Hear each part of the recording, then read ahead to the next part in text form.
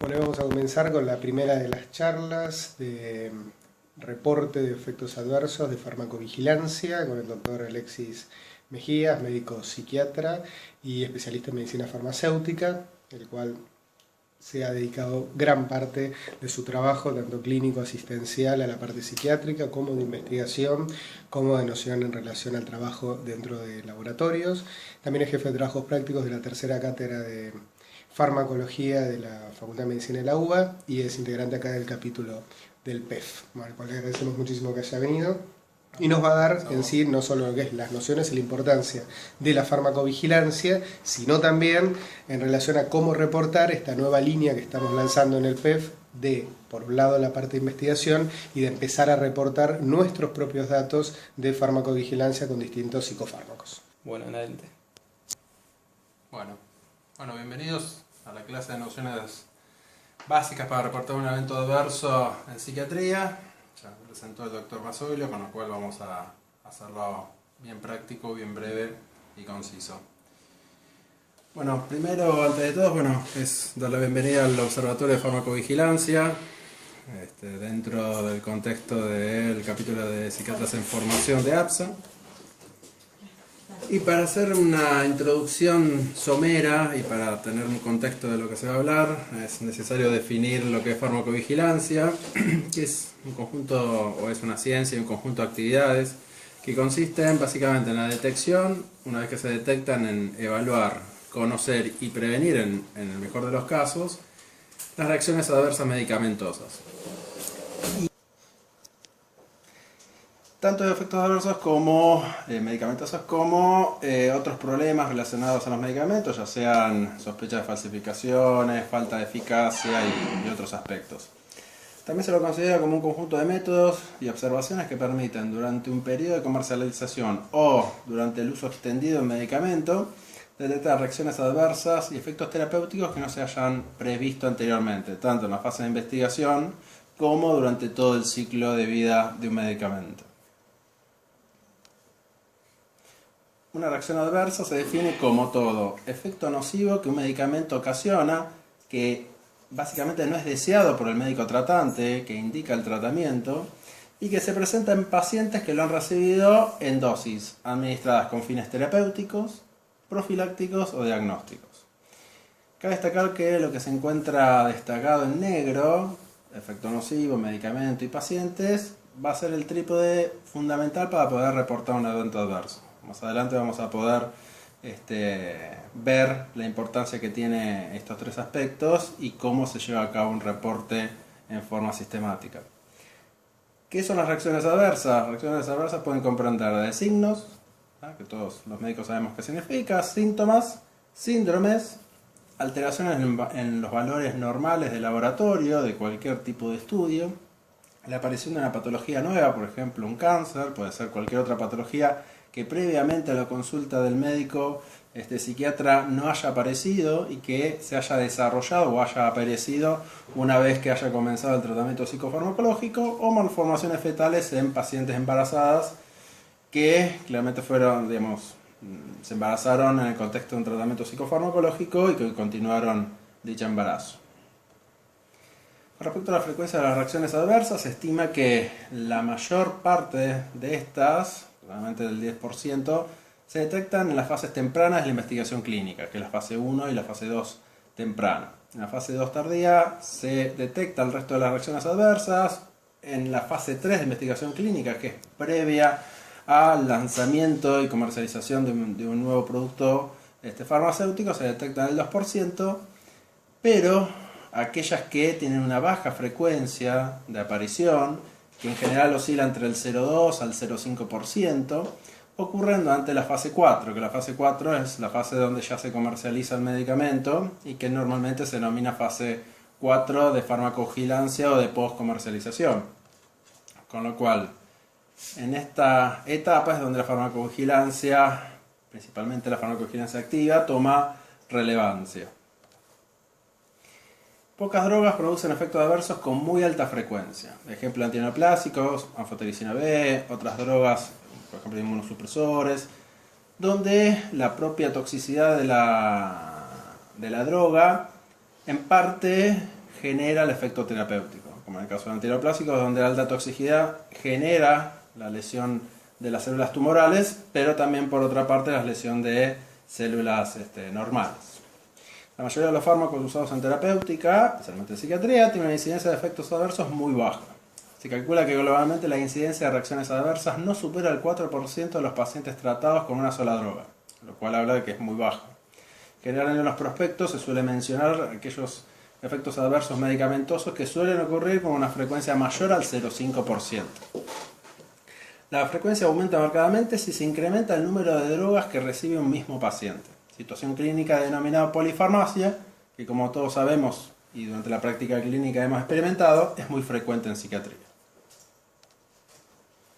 Esto se basa en dos parámetros o dos conceptos. Uno es el criterio de suma de probabilidades y otro es básicamente, como todos hemos estudiado en farmacología, a las interacciones entre los fármacos. No vamos a ahondar en esto porque se supone que ya se estudia en pregrado. Un aspecto importante a tener en cuenta son las reacciones adversas serias. Las reacciones adversas serias, por definición, son aquellas que tienen un criterio elevado de reporte, con las cuales son las que se tendrían que reportar, ya sea en un medio hospitalario, en un medio académico o por los profesionales de la salud en forma independiente o en su consulta privada.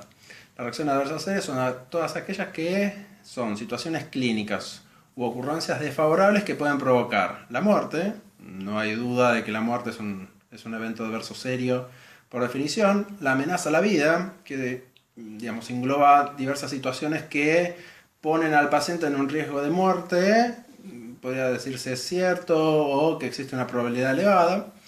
Que un paciente tenga que ser hospitalizado o aquel paciente que está hospitalizado tenga que prolongar su hospitalización más allá, del tiempo que estaba estipulado. Que ese evento adverso genera una incapacidad persistente o significativa que claramente previamente no se encontraba presente, que desarrolle un tumor de cualquier tipo y que tenga problemas fetales o defectos de nacimiento en el caso de mujeres embarazadas. Estos son otros tipos de reacciones adversas, como el efecto nocebo, que es el efecto contrario a lo que es el efecto placebo. Efectos colaterales, que son todos aquellos efectos que se observan con dosis terapéuticas normales y que se estiman por el mecanismo de acción del fármaco que puedan llegar a ser, que puedan ocurrir. Efectos antipsicóticos que generen hipotensión ortostática por el bloqueo de los receptores alfa-1 adrenérgicos. Es un efecto adverso colateral porque se estima que al bloquearlos es probable que genere dicho evento adverso o el aumento de peso por el bloqueo H1. Idiosincrasia es aquellos efectos adversos que no se sabe la causa, no son colaterales, no son por un efecto placebo, percibido negativamente por el paciente y que el mecanismo intrínseco es desconocido. Por otra parte, el síndrome de supresión es una consecuencia de una suspensión brusca de la administración de un fármaco en forma continua que genera toda una serie de sintomatología contraria a aquella que motivó la consulta y el tratamiento en primera instancia. El ejemplo es el síndrome de supresión, el síndrome de abstinencia por benzodiazepinas.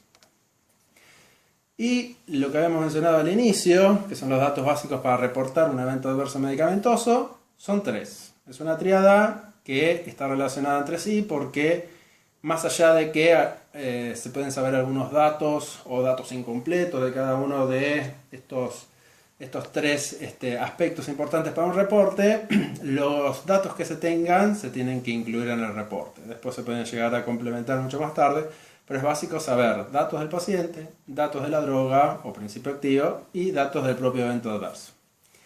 Y todos tienen relación entre sí, como vamos a ir viendo.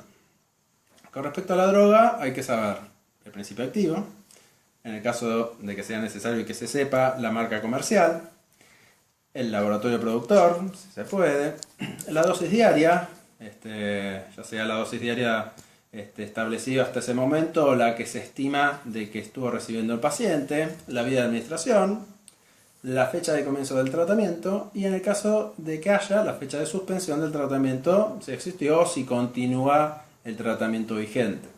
¿Está bien? Con respecto al paciente, siempre se prevalece el concepto de dejarlo lo más anónimo posible, los datos del paciente, con lo cual lo que se prefiere es tener datos que puedan llegar a identificar muy poco al paciente, con lo cual los datos necesarios son la edad del paciente, el género, el peso corporal, la talla, el diagnóstico psiquiátrico que tenía al momento del evento adverso, las enfermedades concomitantes que tenga, ya sea otras enfermedades psiquiátricas que no fueron el motivo de la administración de ese fármaco involucrado en el evento, o enfermedades médicas. Y medicaciones concomitantes que esté tomando, ya sea que hayan sido prescriptas o no. Y por último, el evento adverso. Hay que hacer una descripción general del evento adverso, tal como se suele describir en una historia clínica. Si el evento adverso, por ejemplo, es una caída, bueno, empezar a describir, los factores que desencadenaron, cómo fue, la repercusión que haya tenido y demás. Hay que constatar la fecha de comienzo del evento y la fecha de finalización, si es que hubo, y principalmente el desenlace. El desenlace es qué ha pasado, más allá del evento adverso una vez ocurrido. Por ejemplo, recuperación ad integrum del paciente, que el paciente haya sido internado, que el paciente haya fallecido, que haya tenido una discapacidad, etc. En el caso de que sea un evento que tenga la capacidad o la probabilidad de que vuelva a reaparecer, si es que reapareció o ocurrió una vez sola y no volvió a pasar. Si existe una relación con la dosis o la administración del fármaco, esto quiere decir de que si ocurrió el evento adverso, se suspendió su administración y en el caso de que haya primado un criterio médico para que se vuelva a instaurar el tratamiento, sí, instaurar el tratamiento generó de que aparezca nuevamente el evento adverso, o si aumentando la dosis, por ejemplo, no sé, si el paciente se sentía mareado, el médico sugirió bajar la dosis y esa disminución de la dosis hizo que merme el evento adverso, que desaparezca. En el caso que se haya generado un aumento posterior de la dosis, haya reaparecido el evento adverso o haya aumentado su intensidad. Y también hay que constatar el tratamiento recibido para el evento adverso. ¿Está bien? Ya sea farmacológico o una intervención quirúrgica de acuerdo a la causa o el tipo de evento adverso que se esté hablando. Ejemplos, por ejemplo, en psiquiatría de lo que puede ser un evento adverso, constituir un evento adverso, puede ser un rash cutáneo con la motrigina, que evoluciona satisfactoriamente, es un evento adverso, a pesar que sea un evento adverso que figura en el prospecto, que es conocido, que de hecho hay estrategias como para disminuir su incidencia, no deja de ser un evento adverso si ocurre más allá de que evolucione o no satisfactoriamente. Por otra parte, algo que es muy común es la falta de respuesta terapéutica. Realmente hay que tener en cuenta que esa falta de respuesta terapéutica tiene que ser a la dosis estándar de ese medicamento para esa patología y el grado, de la sintomatología que tenga el paciente, que se haya cumplido el tiempo estipulado, o sea, que el paciente haya cubierto, todo el tiempo en el que el médico le haya sugerido realizar el tratamiento y que se haya chequeado por parte del profesional médico el adecuado cumplimiento del tratamiento por parte del paciente. O sea, por una parte hay que constatar el compliance del paciente con respecto al tratamiento y si ese fue realizado correctamente, ya sea en dosis, tiempo y en tipo de fármaco. Con respecto, por ejemplo, a la internación psiquiátrica, por ejemplo, una descompensación de un cuadro estabilizado previamente con una dosis de fármaco estándar y en el tiempo de tratamiento adecuado, se lo considera un evento adverso. ¿Está bien? ¿Por qué? Porque generó la internación del paciente y en el caso de que el paciente haya estado internado, tuvo una prolongación, por ejemplo. Y por último, otro ejemplo es el desarrollo de una incapacidad o una discapacidad durante el tratamiento psicofarmacológico. Si el paciente, por ejemplo, tiene algún tipo de necrosis de un miembro y se genera necesidad de amputarlo, bueno, pasa a generar una incapacidad. En el caso de que tenga criterio de discapacidad, también ambos serán ejemplos de evento adverso, con lo cual, más allá de tomar las medidas médicas, es un evento si se encuentra relación con la administración del fármaco. Con respecto a la notificación de evento adverso, existen muchas dudas en Argentina cómo se realiza y cuáles son los criterios para llevar a cabo. En Argentina la farmacovigilancia se basa en notificaciones realizadas por profesionales de la salud, los cuales tienen la característica de ser, por un lado, espontáneas y por otro lado, confidenciales. Por eso, tanto los datos del paciente como los datos del médico no tienen un criterio sine qua non de que sean identificables tanto el paciente como el médico. No es necesario, con los datos de las iniciales es suficiente. Y es espontáneo porque surge espontáneamente las ganas de contribuir a la ciencia. Por otra parte, las notificaciones de los pacientes y consumidores son otra vía de información de datos de farmacovigilancia, como también las que llevan a cabo en forma periódica los laboratorios productores de medicamentos. Estos se denominan reportes de seguridad periódicas, o los PSUR en la jerga. Eso es una obligación que tienen los laboratorios, que generalmente es mucho más criterioso cuando son productos novedosos o de reciente lanzamiento, y deja de tener tanta prioridad en los fármacos ya maduros. Las notificaciones pueden ser realizadas por cualquiera de los profesionales de la salud, ya sean médicos, enfermeras, farmacéuticos, odontólogos, en el caso de antibióticos y AINES, no creo que sea el caso de psiquiatría, y por la población general, ¿tá? A través de, por ejemplo, los servicios de consumidores, a través de servicios de pacientes o por medio del laboratorio indirectamente. Un paciente llama al laboratorio, se queja de algún evento adverso que haya tenido y el laboratorio tiene la obligación de ese reporte del paciente enviarlo a ANMAT.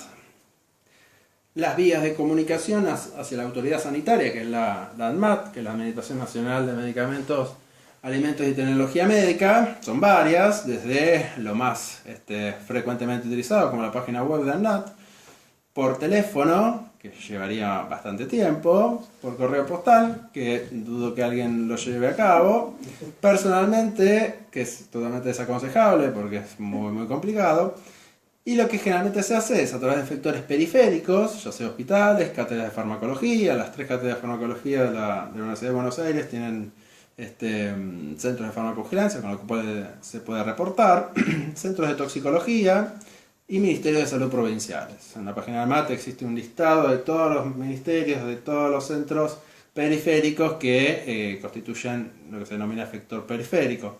Y por otro lado, los departamentos de farmacovigilancia de los laboratorios productores, ya sea a través de la dirección médica, asuntos médicos o como se denomina, que es, digamos, una obligación que tiene la industria farmacéutica desde hace aproximadamente 4 años. Los centros de toxicología son los Gutiérrez y el Posadas, ¿no? Sí. Y bueno, ¿y cómo se reporta? Este es un extracto de el formulario, que después lo vamos a ver con más detalle. Y se basa en esos 3 datos básicos que hay que tener. Datos del paciente, datos del principio activo de la droga y datos del evento adverso. ¿Tá?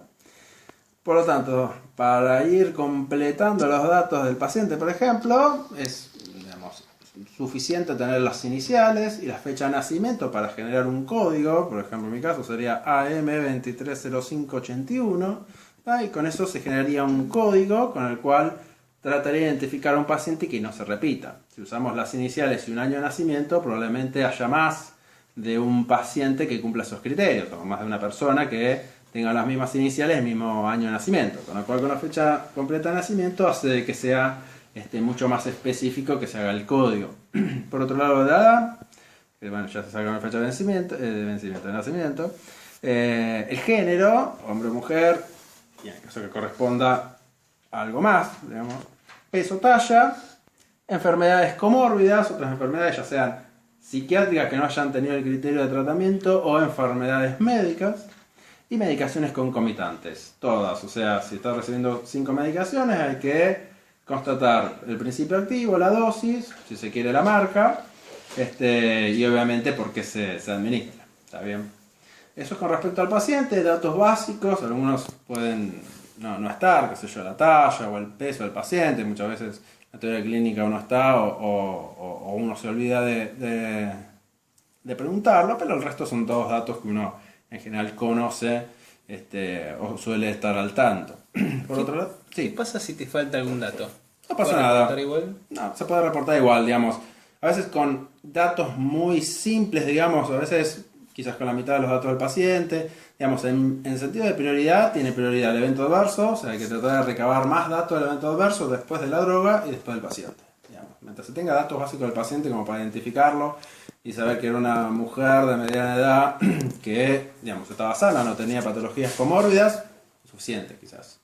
Pero bueno, siempre se trata de cumplimentar lo máximo posible los datos. Uno, a medida que va haciendo reportes, se acostumbra y ya intuitivamente va preguntando ciertos datos. Con respecto a lo que es el fármaco, el principio activo, es necesario conocer, bueno, el principio activo, digamos, completo, la marca comercial en el caso de que tenga un nombre de fantasía.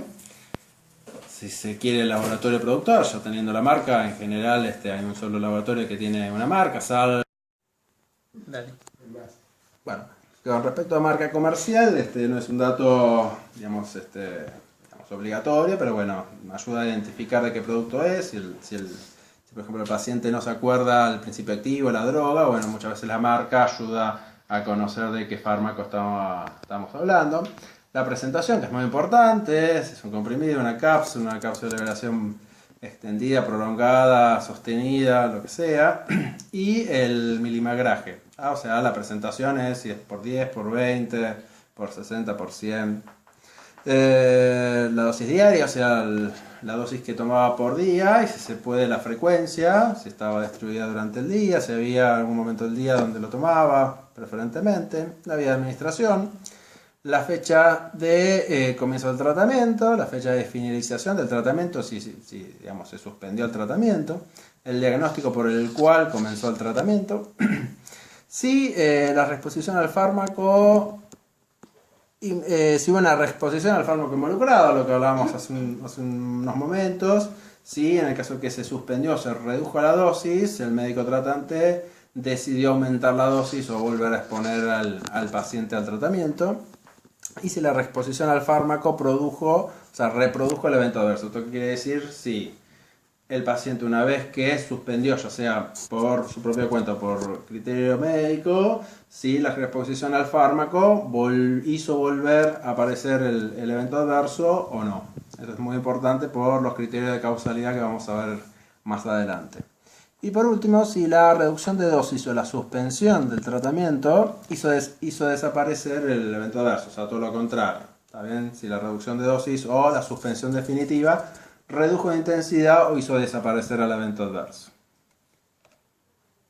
Y con respecto al evento, acá vemos que dice descripción del evento, y la idea es describirlo con las propias palabras, lo más sencillo posible y lo más conciso, cómo fue el evento. Por ejemplo, el paciente tuvo rash cutáneo, entonces comienza con, bueno, el paciente que estaba tomando tal dosis de, por ejemplo, la hermotrigina desde hace 2 meses, un día, digamos, comenta o observa que tiene un rash cutáneo ubicado en las palmas de la mano, que motivó la consulta a la guardia, donde le administraron una pomada, un antiinflamatorio y demás, que no remitió dicho rash, con lo cual llama al profesional médico para concertar una entrevista. Al otro día ve a su médico psiquiatra y el médico tiene como criterio suspender la administración del fármaco. ¿Está bien?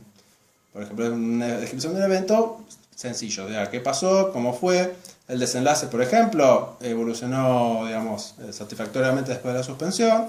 Cada evento adverso puede tener o puede continuar. O sea, uno puede reportar un evento y el paciente sigue teniendo el evento, con lo cual no existe un desenlace, digamos, continúa el evento adverso. ¿Está bien?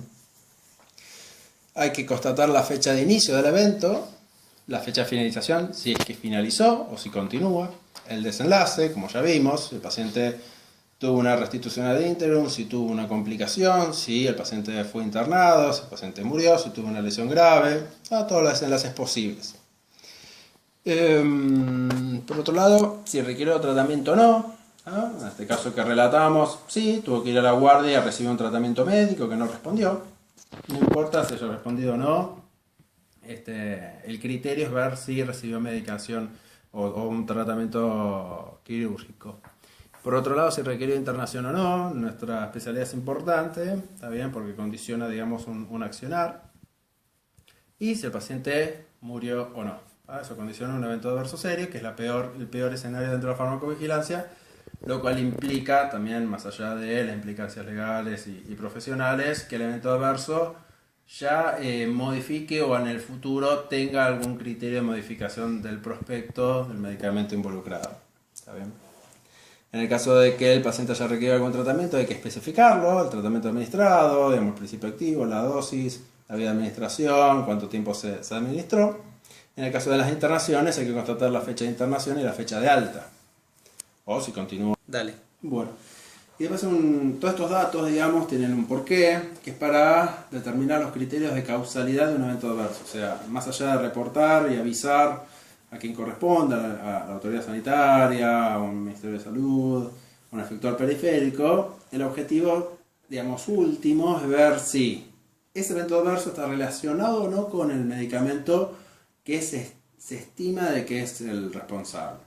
No siempre un evento adverso, digamos, es secundario o está relacionado a la administración de un fármaco, ya sea al comienzo del tratamiento o en un tratamiento de mantenimiento. Con lo cual, se necesitan ciertos criterios para implicarle la causalidad de ese evento a un medicamento determinado. 5 aspectos son importantes para ir viendo si existe causalidad con respecto a un evento adverso determinado. Una es la relación temporal entre la administración del fármaco y la aparición del signo o síntoma. ¿Está bien?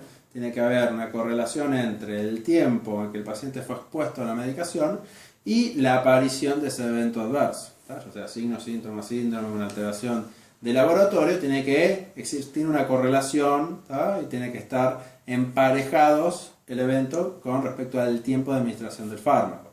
Por otro lado, hay que determinar si el síntoma o el signo reaparece cuando se vuelve a administrar el fármaco o si reaparece, digamos, cuando se aumenta la dosis del fármaco.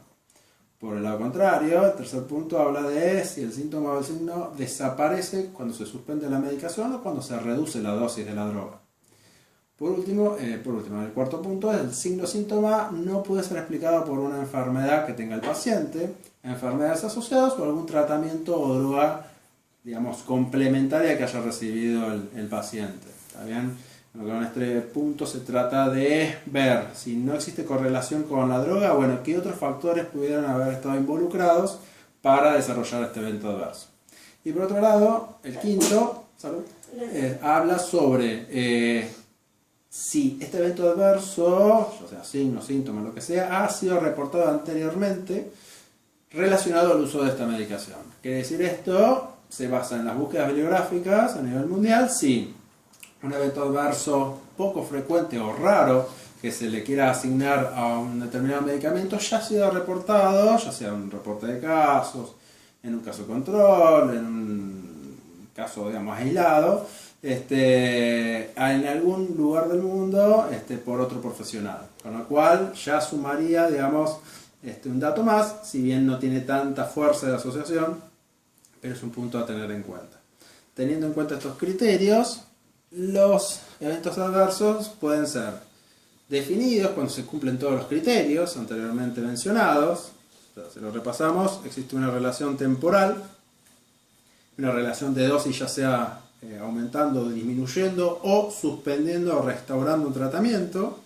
No puede ser explicado por otros factores, una enfermedad, una medicación, la situación clínica del paciente, y ya ha sido reportado en otra parte del mundo este mismo evento relacionado a ese mismo fármaco.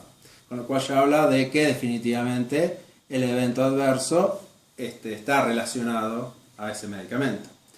Y de ahí en más va disminuyendo, digamos, la fuerza de asociación y las reacciones adversas se clasifican en probables cuando se cumplen todos los criterios menos el segundo. O sea, el segundo es el de aumentar la dosis o reexponer al paciente cuando no hay una reexposición o un aumento de dosis y la situación clínica es ocurrió el evento adverso, se suspendió la administración, no se volvió a exponer, ese punto de reexposición o de aumento de dosis no está presente, pero el resto sí, habla de que es una reacción adversa probable.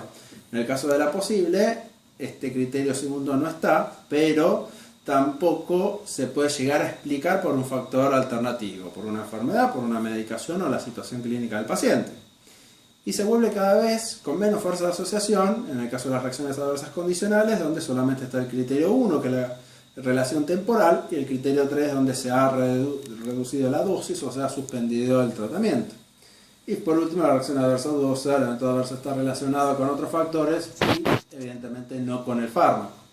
Con lo cual estos, digamos, tipos de eventos adversos están relacionados con los criterios y están relacionados a cómo se reporta un evento adverso. Por eso la mayor cantidad de información recolectada en un evento, en un reporte de evento adverso, hace de que digamos, estas evaluaciones de de factibilidad o de causalidad de un evento adverso con respecto a un medicamento lo hacen en una instancia de la autoridad sanitaria, no lo hace el médico. Muchas veces la autoridad sanitaria lo que hace es pedir la opinión de un médico tratante y decirle, ¿a usted qué le parece? Teniendo en cuenta todos estos aspectos que usted recolectó, conociendo al paciente, conociendo todo el evento y toda la descripción que hizo, ¿qué opina?